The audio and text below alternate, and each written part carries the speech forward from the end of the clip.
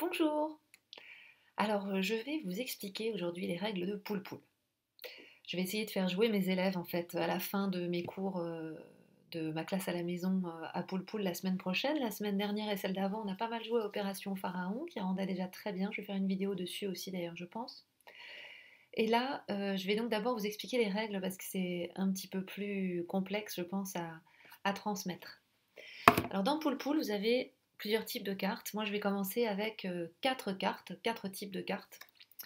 Et pour le moment, je vais vous en présenter 3. Vous avez les cartes renard, les cartes œuf et les cartes poule. Je vais poser successivement des cartes, les unes par-dessus les autres, comme ça.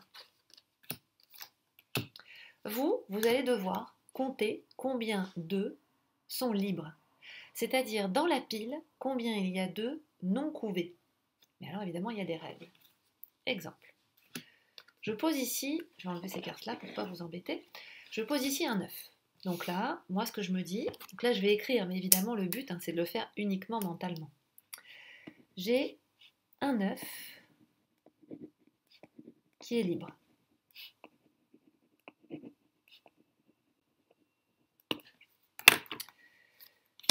Bon, un renard passe, le renard il s'en prend pas aux œufs, donc ça ne change rien, j'ai toujours un œuf libre.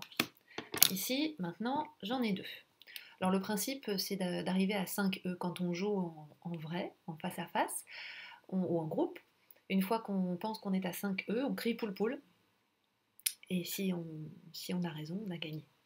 Là, moi, je vais le jouer différemment. Il va s'agir de compter combien il y a d'œufs libres. Donc là, il y en a 2. Voilà une poule qui arrive.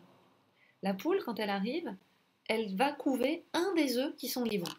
C'est pas forcément la peine qu'il y en ait un juste avant. Il suffit qu'il y ait des œufs libres, elle en couve un. Ça veut dire qu'ici, j'ai plus qu'un œuf libre, mais j'ai un œuf couvé.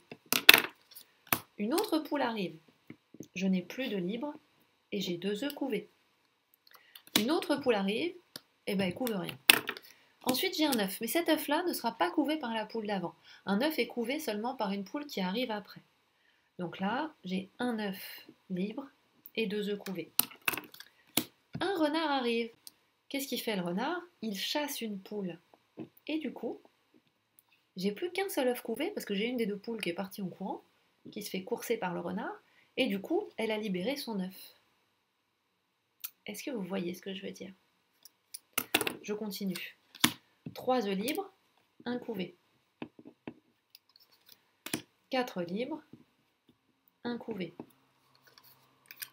Un renard. Hop, une poule s'en va.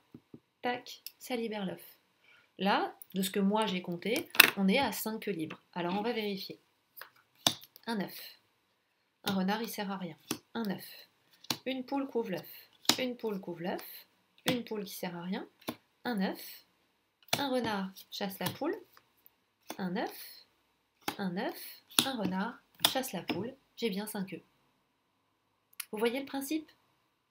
Alors dans la vidéo suivante, je mélange le jeu et puis on y joue. Je vais juste vous expliquer la carte que j'ajoute là-dedans. J'ajoute au paquet une carte canard. La carte canard ne sert à rien, à part vous embêter. En fait, elle est là pour détruire vos automatismes. C'est-à-dire que c'est pas parce que vous voyez un volatile qu'il va falloir enlever un œuf libre pour le mettre dans les œufs couvés. Ici, quand le canard apparaît, eh bien, il faut l'ignorer, il ne sert à rien, à part à faire coin coin et vous empêcher de réfléchir. À bientôt!